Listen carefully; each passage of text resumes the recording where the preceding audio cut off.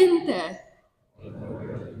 Sjoe, jy lyk almal uitgerus en ja, baie gereed vandag vir alles wat voor lê na gister se lang bazaar, so ek hoop julle het almal uitgerus, want gister was nou so 'n groot sukses, ek het besluit ons doen dit sommer hierdie Saterdag weer.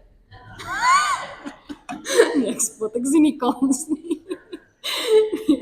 Maar baie dankie vir almal vir gister, dit was so 'n wonderlike voorreg en 'n groot sukses, en ons is net so dankbaar dat die Here ons ook geseën het gister.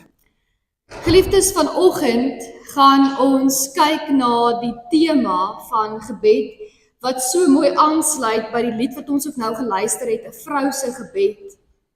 En ons gaan spesifiek in besonder bietjie dink oor wat beteken gebed vanoggend, ook vir ons elkeen persoonlik. Nie net die vrouens wat hier sit nie, maar ook ons elkeen.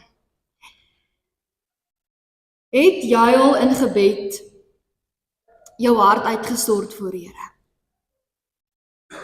Het jy al gebid en bly bid, al het die Here stil gevoel? Het jy al ooit gevoel, hoe lank moet ek nog bid, voordat die Here my gebede verhoor? Voordat die Here vir my uitkoms gee, voordat die Here my antwoord? Geliefdes, in Psalm 62 vers 9 lees ons, vertrou op hom altyd, o volk, stort julle hart voor sy aangesig uit. God is 'n toevlug vir ons. Ons lees hierdie woorde en vandag gaan ons kyk na 'n vrou wat vir ons 'n voorbeeld is hiervan. En desperaat vir haar grootste hartsbegeerte, 'n kind, het sy haar hart uitgestort voor die Here.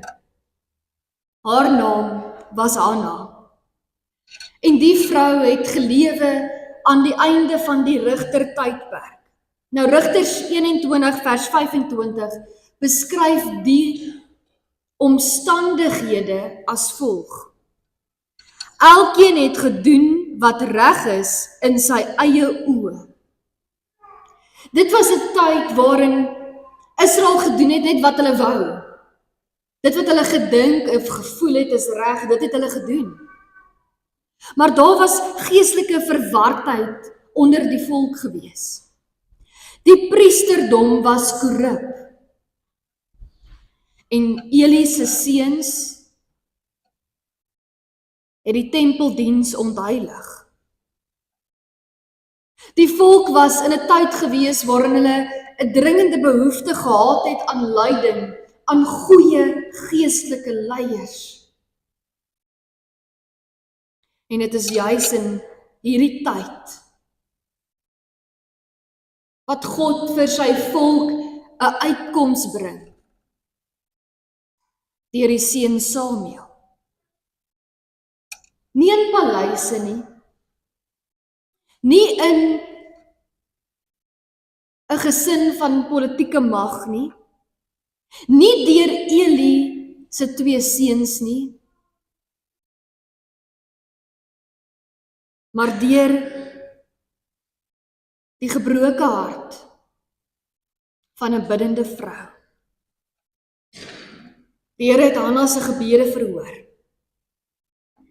Hanna het 'n seun in die wêreld gebring en sy het hom Samuel genoem, en hierdie seun Samuel het 'n profeet geword.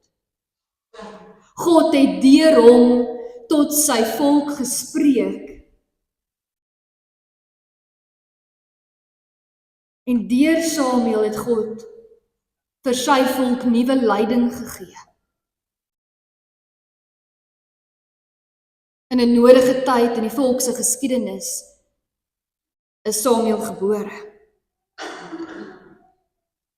Daar is 'n bekende gedeelte wat meeste van ons ken, waar die Here roep Samuel, Samuel. En Eli moes vir Samuel leer hoe om te antwoord op die roepstem van die Here. En vandag in hierdie erediens gaan ons as toetrede lied hierdie woorde sing wat hierdie seun ook gesê het. Maar mag ons elkeen nie net hierdie woorde sing nie. Mag ons elkeen as dienaars, as diensknegte van die Here, ook antwoord op sy roepstem vandag. Kom ons sing staande saam, spreek Heer.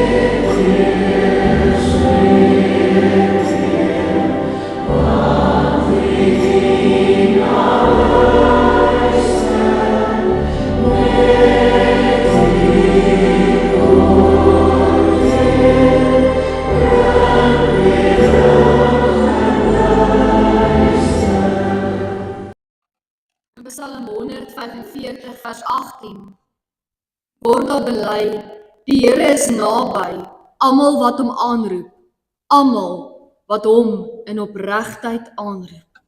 Genade en vrede vir julle van God, wat gebede verhoor, en van Jesus Christus wat vir ons intree, en die Heilige Gees wat saam met ons smeek. Amen. Kom ons wy ons lewe opnuut aan die Here, deur te sing, neem my lewe.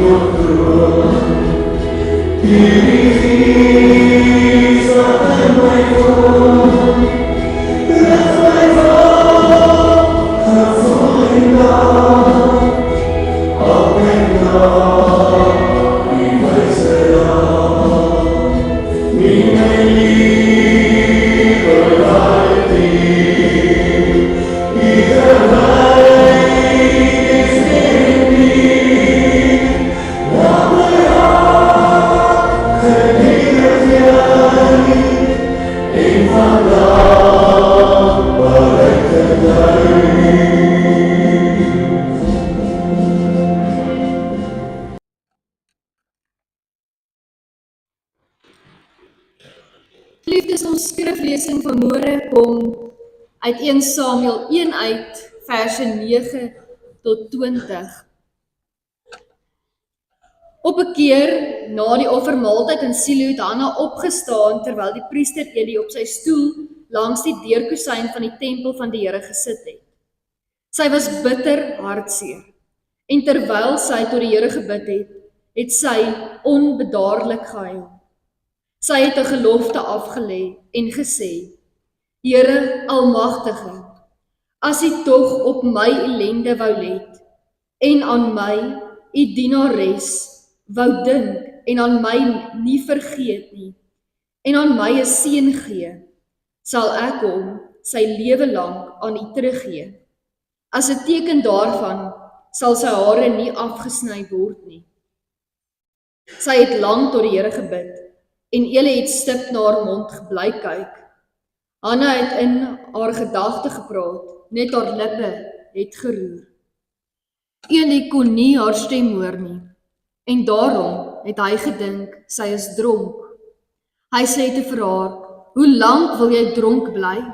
Loop word eers nugter.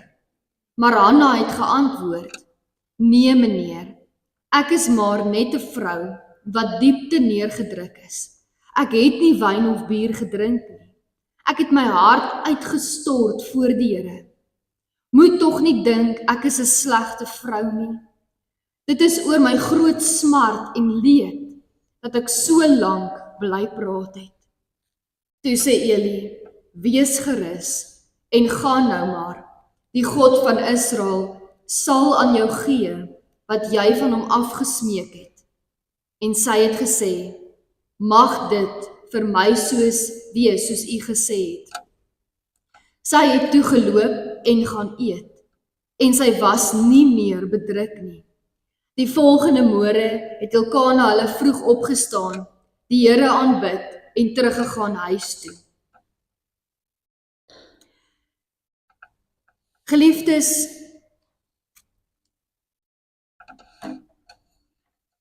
dis dalk 'n vreemde teks vir Moedersdag. Die vrou wat geworstel het met kinderloosheid. En in die Ou Testament was kinderloosheid nie net 'n persoonlike smart en 'n persoonlike worsteling. In die Ou Testament, as iemand kinderloos was hulle afgesny van 'n hoop, 'n toekoms en 'n betekenis. 'n Vrou se waarde was direk gekoppel aan of sy kinders kon hê. Hanna se man het nog 'n vrou gehad met die naam van Penina, en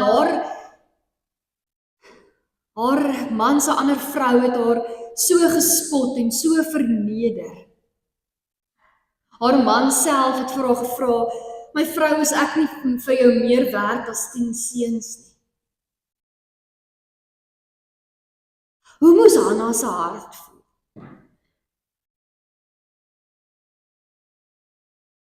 Eensaamheid, teleurstellend,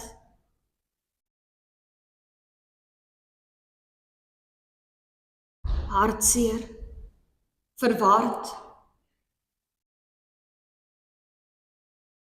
In vers 10 word sy beskryf as bitter. Hart was bitter. Maar wat doen Hanna met haar diepste hartsgevoelens? Sy gaan na die Here toe. En sy gaan stort haar hart by die Here uit. Geliefdes, wanneer ons hierdie gedeelte lees, dan dink ons baie keer die verhoring van Hanna se gebed het eers plaasgevind met die geboorte van Samuel. Maar wanneer ons vers 18 lees, dan lees ons die volgende woorde: Sy het toe geloop en gaan eet, en sy was nie meer bedruk nie. Voor die geboorte van Samuel, voor die swangerskap, voordat die Here antwoord, lees ons hierdie vers. Sy was nie meer bedruk nie.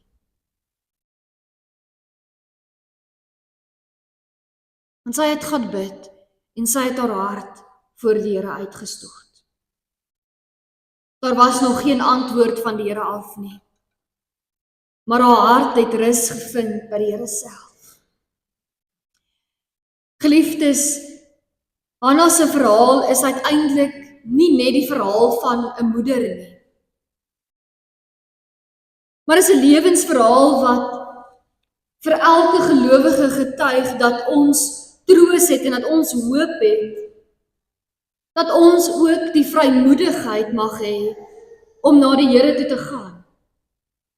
Dat ons met vrymoedigheid ons harte by die Here mag uitstort.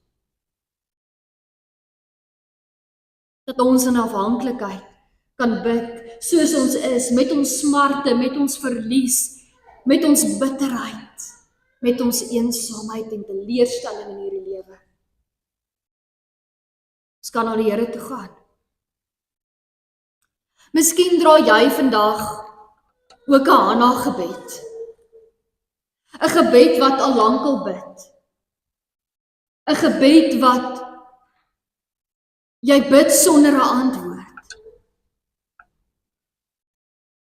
Vandag kom herinner hierdie teks ons, hou aan. Hou aan om te bid. Hou aan om jou hart by die Here uit te stort. Hou aan om te volhard in gebed. Want die God wat Hanna gesien het, sien jou. Die God wat Hanna gehoor het, hoor jou. Die God wat getrou is in sy verbond, verlaat jou nie, en hy laat jou nie in die steek nie. Wanneer ons Hanna se lewensverhaal lees, dan wonder ons, waar was die gelooftoets? Was dit in die wagtyd gewees?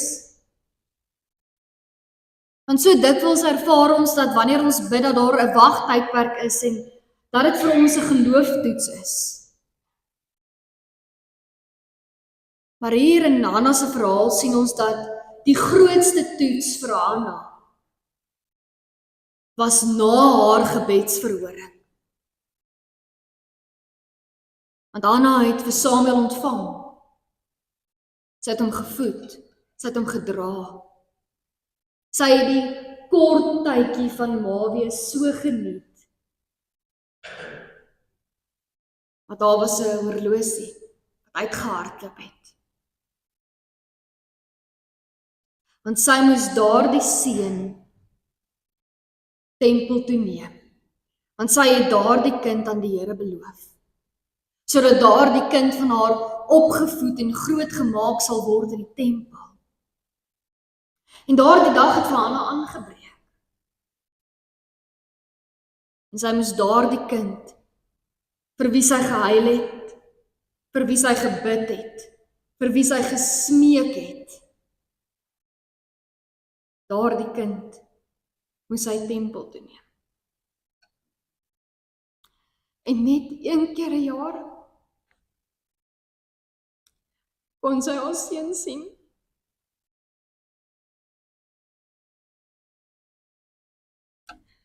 Die geloofsvraag wat Hanna se verhaal vandag vir ons kom leer en voor ons kom plaas, is wanneer God vir ons gee waarvoor ons bid, is ons bereid om dit weer aan hom terug te gee. Is ons bereid om dit wat die Here vir ons gee, dit waarvoor ons so smeek in gebed, is ons bereid om dit aan die Here terug te gee. Hanna het nie net 'n gebed gebid wat vra nie. Sy het 'n gebed gebid en gevra dat as die Here haar seën, sal sy dit waarmee die Here haar seën ook teruggee. Nog voordat die Here antwoord, nog voordat die Here haar laat ontvang, laat sy reeds los, gee sy reeds weg, gee sy reeds terug. En dit is ware geloof. Want ware geloof vra nie net, maar Here, wat kan U vir my gee nie? Ware geloof vra nie net, Here, wat kan ek ontvang nie? Ware geloof vra, Here, hoe kan ek dit wat U vir my gee, weer vir U gee? Hoe kan ek dit wat U aan my gee, dit wat ek ontvang, hoe kan ek dit tot U eer gebruik en tot U eer teruggee? Geliefdes, hoeveel keer bid ons nie in hierdie lewe nie? En dan ontvang ons dit waarvoor ons bid. 'n huwelik, 'n kameraadskap, kinders, finansiële voorsiening of uitkoms, gesondheid, geleenthede of sukses. Daar is soveel dinge wat ons voorbid, maar wanneer ons dit ontvang, kom die eer ons toe of die Here toe? Wy ons dit wat ons ontvang aan onsself toe, of wy ons dit aan die Here toe? Want daarna kom herinner ons, wat uit God se hand uitkom, bly God se. Moedersdag herinner ons aan die wonder van wat ons ook ontvang het. Maar hier kom Hanna, en in haar moederskap herinner sy elke gelowige aan die roeping wat ons ook het, om ook terug te gee.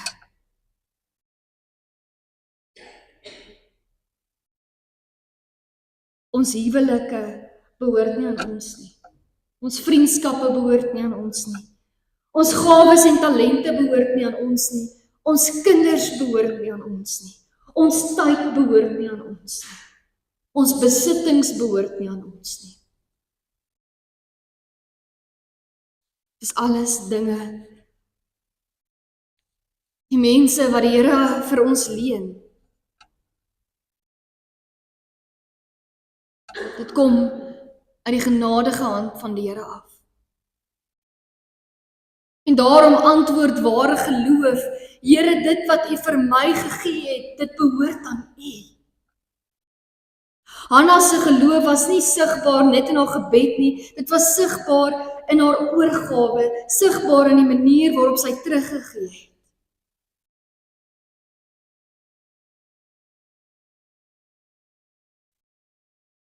Mag ons ook so leef, met dankbaarheid, met oop hande en oop harte.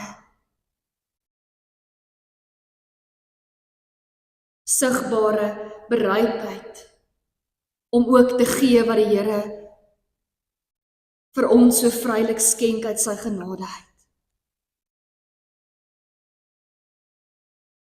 Geliefdes, ware aanbidding is nie net ontvang nie, dit is teruggee. En as ons regtig wil verstaan wat dit beteken om te bid, om te ontvang en ook om terug te gee, dan moet ons kyk na die Here Jesus Christus. Want God het gegee. God het sy seun gegee. Volkome. God het sy seun in hierdie wêreld gebore laat word. Vir ons. En dwars deur die evangelies lees ons hoe Jesus Christus die biddende seun was. Voor groot oomblikke het hy gebid, voor wonderwerke het hy gebid, voor lyding het hy gebid, voor die kruis en aan die kruis het hy gebid. Jesus het op verskeie plekke vir ons geleer hoe ons in afhanklikheid en in vertroue moet bid. En ons sien in sy gesprekke met sy hemelse Vader, veral in daardie gesprekke in Getsemane en aan die kruis, hoe Jesus nie opgehou het om te bid nie. Maak nie saak hoe moeilik of hoe onmoontlik die taak wat Jesus gehad het vir hom gelyk het nie. En as die sondelose seun van God soveel gebid het, hoeveel te meer geliefdes het ons as sondaars nie gebed nodig nie.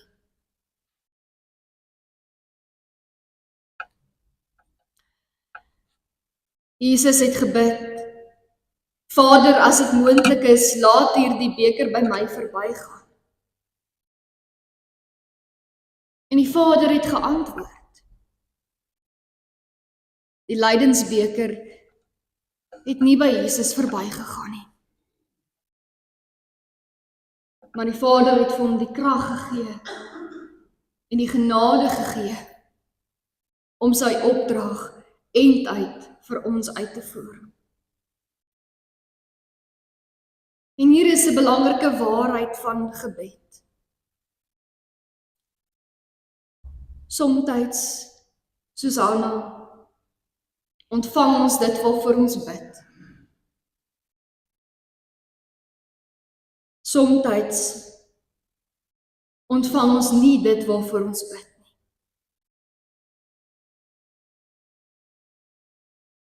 Maar God hoor altyd. God sien altyd. En in sy volmaakte wil, in sy plan, in sy liefde, antwoord hy altyd op sy manier. Jesus het alles wat hy van die Vader ontvang het hy teruggegee. In volkome gehoorsaamheid. Sy wil, sy liggaam, sy asem, sy diensbaarheid, sy lewe, alles. En dit is presies wat Jesus Christus ons ook leer in die Onse Vader. Dat ons moet bid, laat U naam geheilig word, laat U koninkryk kom, laat U wil geskied, nie myne nie. Maar die Here se. Want ware gebed begin nie by my eie planne en my eie begeertes en my eie ideale en drome nie. Die ware gebed begin by God se eer. In afhanklikheid van sy sorg en van sy voorsiening.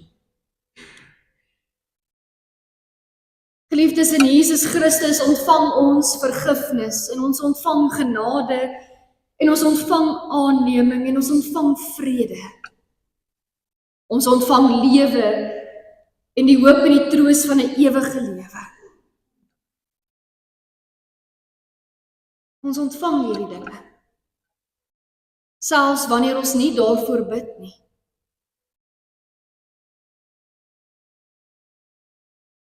Wat gee ons terug? Want die Here vra ons hele hart en ons hele siel en ons hele verstand en al ons krag. Hy vra ons hele lewe. Romeine 12 vers 1 bely dit so mooi, gee julle self aan God as 'n lewende offers. Die Here vra ons hele lewe. Ons bid, geliefdes, en ons ontvang. God sien ons, God hoor ons. Wat gee ons terug? Amen. Kom ons sit net so en dan bid ons saam. Here ons God, dankie dat U die God is wat sien, wat hoor en wat onthou. Dankie dat geen traan vir U verlore is nie. En ons bring vandag voor U elke moeder en elke vrou. En ons bid dat hulle krag wysheid en genade sal ontvang en ook sal gee. Ons bid vir wie hierdie dag ook seer is. Daar waar verlies is, Here, bring asseblief U troos. Daar waar verlange is, Here, bring hoop. En daar waar vrae is, Here, gee asseblief U vrede. Leer ons om soos Hanna, ons laste by U neer te lê. En gee dat ons asseblief sal vrede vind in Christus alleen. Mag ons lewe, Here, volgens U wil en volgens U eer alleen. Verhoor asseblief ons gebede. Amen. Liefdes, dit is ook 'n groot voorreg wat ons beleef het hierdie naweek om weer te ontvang van die Here met ons herfskarnaval. Mag ons ook dit wat ons ontvang het aan die Here toewy, tot uitbouing van sy koninkryk gebruik. Ons gaan afsluit vandag soos ons die bazaar ook geopen het. Deur saam bidend te bid soos Jesus Christus homself geleer het, met die Onse Vader. Kom ons staan en ontvang die seëngroet.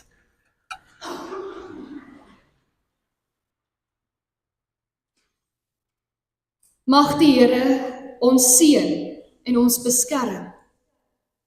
Mag hy tot ons redding verskyn en ons genadig wees. Mag hy ons gebede verhoor en aan ons elkeen ook sy vrede gee. Amen.